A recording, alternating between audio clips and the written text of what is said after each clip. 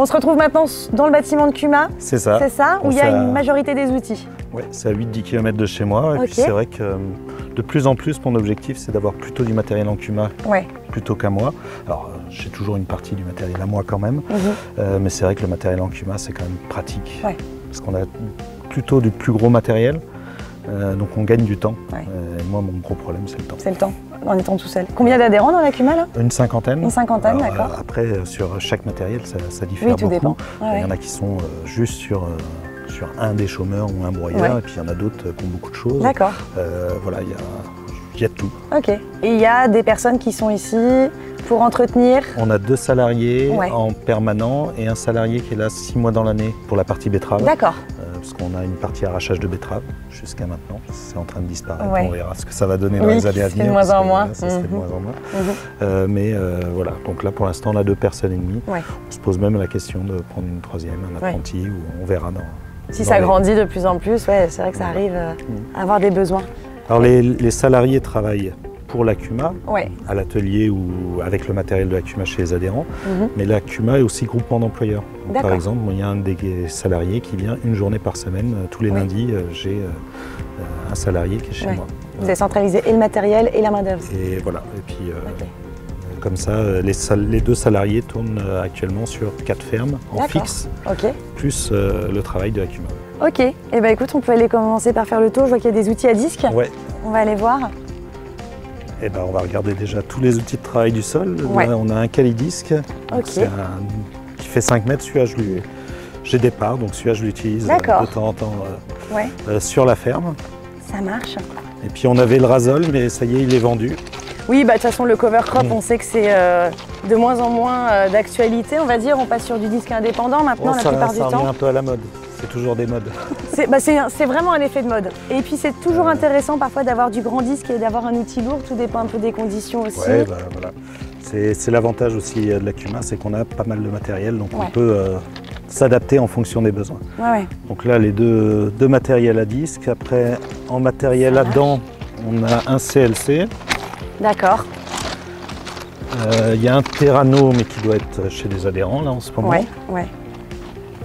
Et la nouveauté de cette année, c'est l'Agricem. C'est l'Agricem que tu avais présenté en vidéo. J'ai présenté, en dents queue de cochon. Voilà. Et puis on a l'ancien Striptil Sly là-haut. D'accord. Qui commence à avoir quelques années, mais cette année, j'ai fait mes tournesols avec. D'accord. Donc vous voyez, là, on en a parlé un petit peu, tu es monté au carbure. C'est vrai tout est au carbure. Là, tout est au carbure, que ce soit sur l'Agricem, que ce soit partout. Avec les silex. Obligatoirement. Obligatoirement. Les pastilles arrivent à rester, il n'y a pas forcément de dégâts, parce que c'est vrai que sur un silex, la pastille de carbure peut être un peu fragile. Non, on casse très peu de pastilles, globalement, mais de toute façon, il n'y a pas photo, si on mettait des socs sans carbure, là ils sont carbure plus en plus rechargés. Si on mettait des socs classiques, on les changerait tous les jours. Donc le fameux Agricem. Voilà, là il est neuf. On a usé déjà un jeu de dents non carbure et là les dents carbure elles sont déjà bien entamées. On voit qu'elles ont déjà été bien mangées. Et il est arrivé au mois de mars cet outil. Donc on a fait déjà un jeu normal et le jeu de carbure il est déjà à moitié. Il y a pas mal d'adhérents dessus, non? Même pas non, là on est 3-4, peut-être 5. Alors il a dû faire... Il faudrait que je regarde, mais il a dû faire 350 hectares.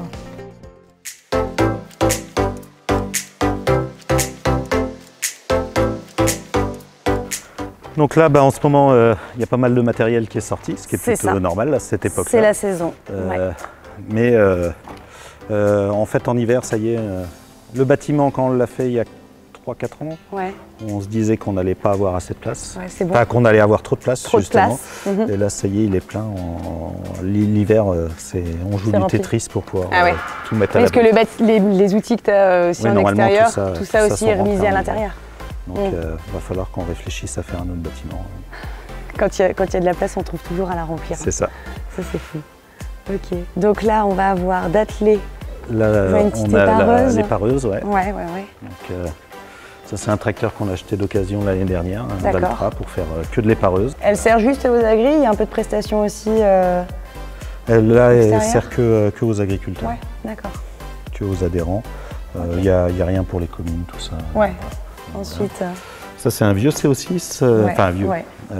C'est un CO6 qu'on avait racheté dans les pays de l'Est. D'accord.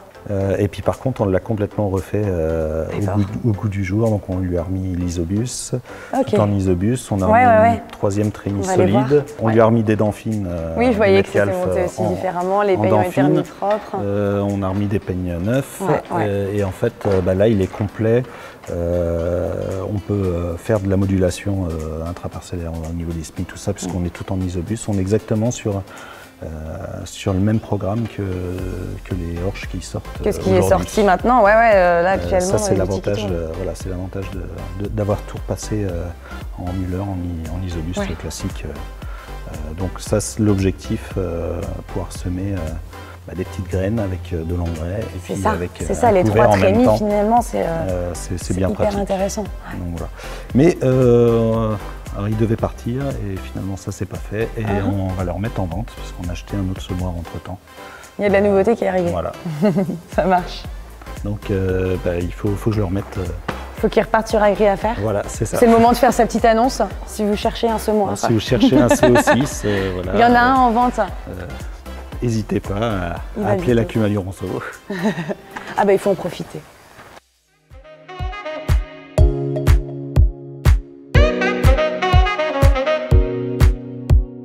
Là, on a la petite arracheuse à betterave. Donc, c'est celle-ci, sur une activité qui est pour le moment toujours en cours. Mais elle est aussi en vente parce qu'on a baissé la moitié des surfaces. Avant, on récoltait entre 500 et 600 hectares. Là, pour l'année prochaine, on va être à 250 hectares. Donc, voilà. Qu'est-ce qui a fait que vous avez beaucoup réduit en parcellaire de culture? C'est le problème des néonicotinoïdes, c'est le problème des maladies et le problème des tonnages qu'on a fait les dernières années. Oui, ça c'était pas encourageant. Les agriculteurs du coin.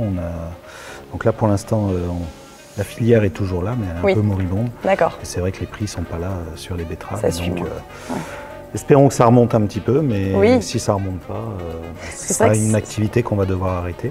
Ça c'est un avatar, c'est le même... que chez moi, en fait, c'est le même principe, à part que celui-là il est en 12 mètres. Oui, voilà, c'est ça, mais on retrouve exactement les mêmes éléments. Exactement les mêmes éléments en 12 mètres. Je vous avais dit que la Cuma n'était pas prête quand moi j'étais prêt. Voilà. 2-3 ans après, ils étaient prêts. Alors pourquoi est-ce qu'on a pris 12 mètres? En fait, le semoir, il nous coûte à peu près le même prix à l'hectare. À la Cuma, un SMIC comme ça, c'est 20 € de l'hectare. D'accord. Le prix du semoir. Le prix du semoir, ok. Ensuite, qu'on mette un 6 mètres ou qu'on mette un 12 mètres, il faudra mettre un tracteur devant. Le tracteur, si on met un 6 mètres, un 200 chevaux, ça suffit. Donc une trentaine d'euros de l'heure. Et un 12 mètres, on va mettre 240 chevaux, il faut 36 € de l'heure. D'accord. Et il faut un chauffeur à 20 € de l'heure. Forcément. Si vous êtes en 12 mètres, vous faites à peu près 5 hectares à l'heure. En 6 mètres, 2 hectares et demi, 3 hectares à l'heure.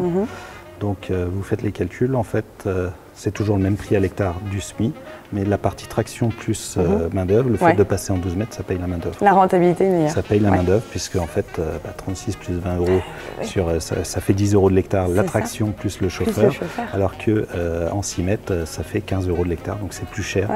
Donc là, ça paye le chauffeur. Il faut juste trouver les hectares et faire les organisations de chantier qui vont avec. Là, ce semoir, l'année dernière, il a dû faire 600-700 hectares, je crois. Donc il pourra en faire encore plus. On pourrait facilement arriver à 800 hectares.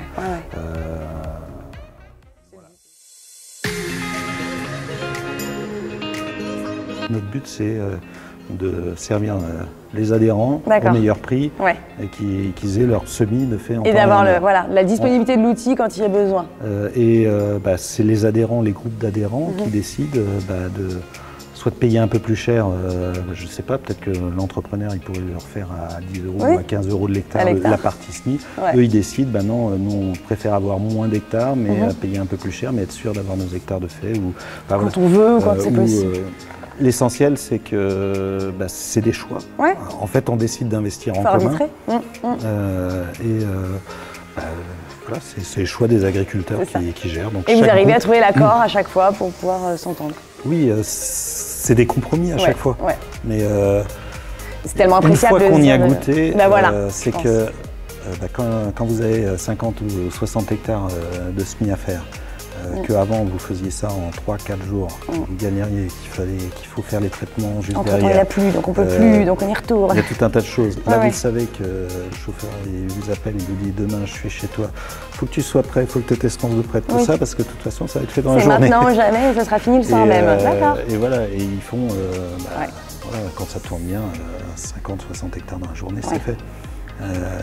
Faut suivre derrière, bien sûr. C'est fait, après vous désherbez tout, vous faites tout votre boulot et c'est fait. Et ça vous a pas coûté plus cher parce que mais bien sûr.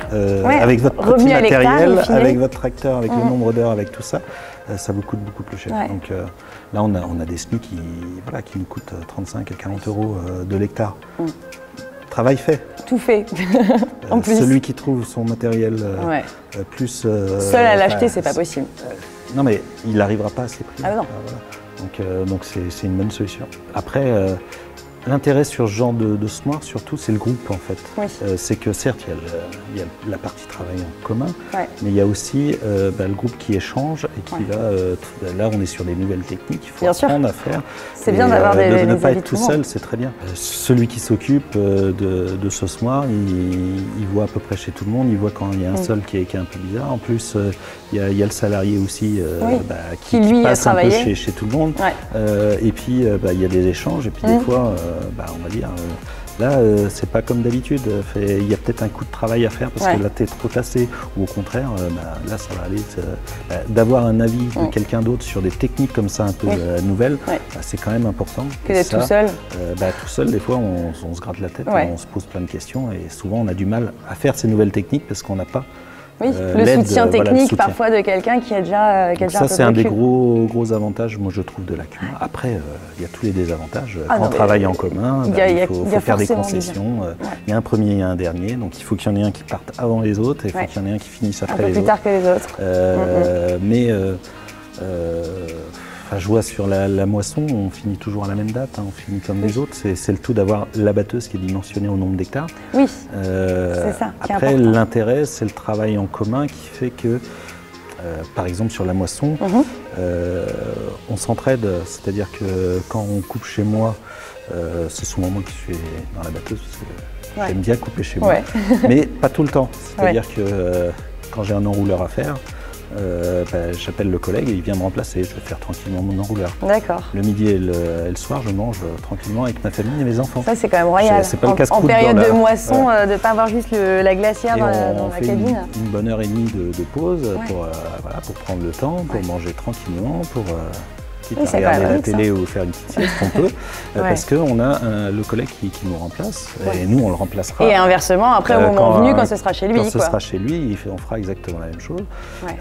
Celui qui tourne tard le soir, c'est pas celui qui va souffler la batteuse le lendemain matin. Embaucher le matin, c'est toujours agréable. C'est tout bête, mais quand on est tout seul, quand on a fini à minuit et que le lendemain matin, il faut se lever à 6 h pour aller souffler, c'est pas très drôle. Là, c'est l'avantage d'être à plusieurs en fait. Oui, c'est ça. Et dans un rayon qui soit assez raisonnable au final. Ah bah oui, pour les utilisateurs, personne n'est pas... Après, on a, par exemple, sur la moisson, on a un principe, c'est que la première semaine, on finit pas forcément les champs. La règle, c'est une journée chez chacun. D'accord. Donc tous les matins, on sait que il y a un planning. On a décidé en fonction de qui était le premier, qui était le dernier par rapport à la précocité des champs. Oui, en fonction des cultures. On a été faire le tour des cultures. Et ensuite, on change tous les jours d'adhérents pour qu'au bout de 4-5 jours, on soit passé chez tout le monde une première fois, que tout le monde ait eu... un début de coupe au moins de fête, quoi. Donc ça, c'est le premier principe. Donc tous les matins, celui qui prépare la batteuse, il commence à préparer la batteuse. Ensuite, tout le monde arrive, on boit le café. Et on déménage la batteuse chez le prochain agriculteur. Il y a un convoi tous les jours qui va... On déplace toutes les remorques, toutes les batteuses, tout ça, mais on s'oblige à faire ça. C'est bien. Même s'il reste 2 hectares à couper, non. On aura envie de finir chez soi.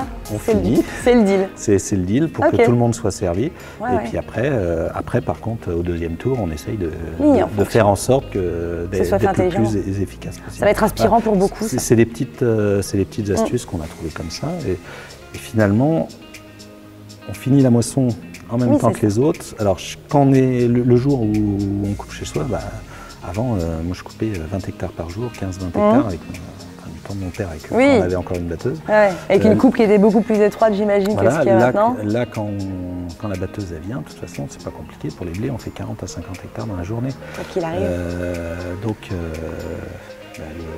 L'objectif, c'est de tourner au maximum. Et puis, c'est sûr, on fait 2 fois plus de travail en une journée. Le lendemain, on peut la faire chez l'autre. Entre guillemets, on se repose. On s'invite après chez les collègues. Va quand même. Et on a aussi cet échange avec les collègues. Oui. C'est-à-dire que ce qui est sympa, c'est qu'on discute entre nous. Ouais. Mais on va aussi couper chez les autres et eux, ils viennent couper chez nous. Ouais. On voit un peu, tiens, il a fait telle technique, tiens, il s'est mis à faire du spin direct, tiens, il a labouré ce champ-là. T'as passé quoi comme outil avant? Comment ça se met? À quel moment? Pourquoi est-ce que... C'est enrichissant. Sur les réussites et les échecs de chacun. Bien sûr. Le fait d'échanger, mine de rien, ça fait progresser. Donc ça, c'est aussi un des gros avantages. Ça crée un lien social qui est quand même assez intéressant au final, en fait, d'avoir une CUMA comme ça qui centralise des adhérents. Ouais. Après, on parlera du lien social tout à l'heure dans la partie convivialité. Okay. On attend ça alors. C'est vrai que ça fait partie aussi des missions de la oui. C'est un des lieux où on peut échanger. Oui, c'est ça. Et ne pas être tout seul sur une exploitation, parce que tu n'es pas le seul, à mon avis, à avoir repris une exploitation familiale, à te retrouver tout seul à travailler sur le site.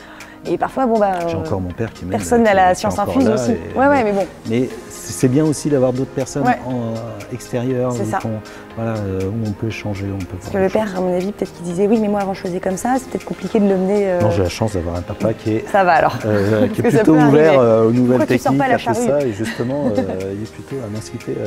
Des fois, c'est lui qui me dit essaye quand même, vas-y plus loin. Mais teste, t'as rien à perdre. Voilà, je fais ça.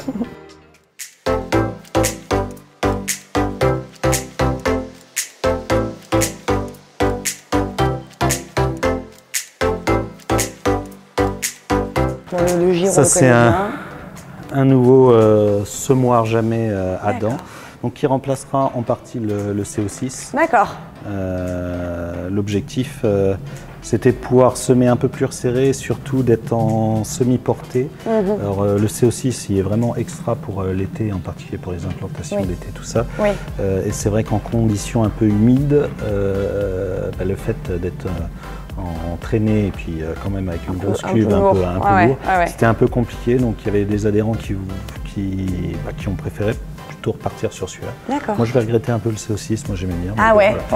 C'est toujours ça en CUMA, c'est qu'il faut faire des concessions. Bien sûr. Ça dépend mais c'est sûr. Ça dépend ce que chacun. Voilà.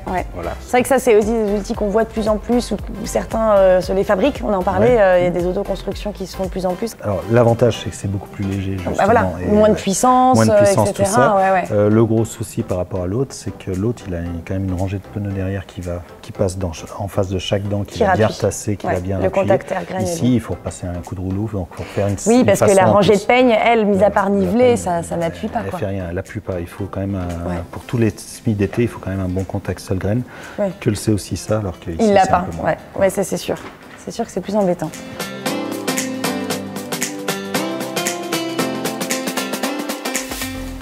Les remorques avec les citernes de ravitaillement sont prêtes.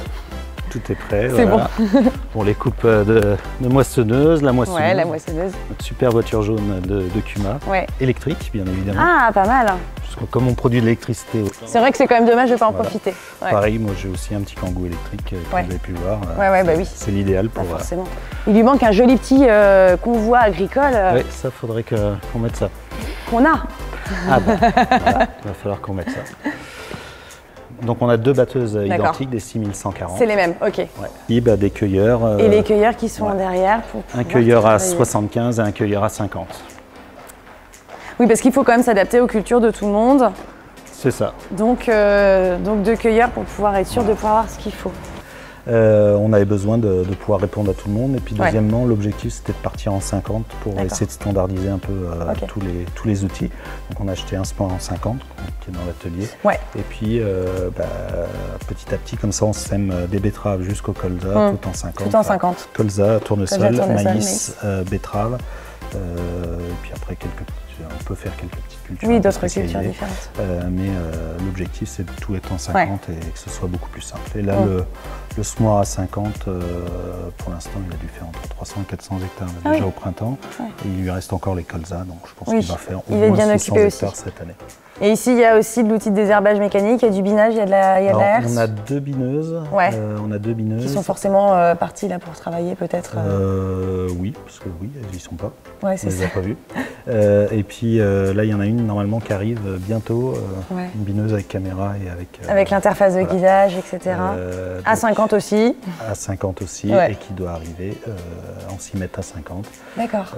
Qui doit arriver rapidement. Pour que ce soit bon pour la saison. Bon, ça va être un peu juste pour la saison, mais on le savait. Ouais. Oui, bah c'est...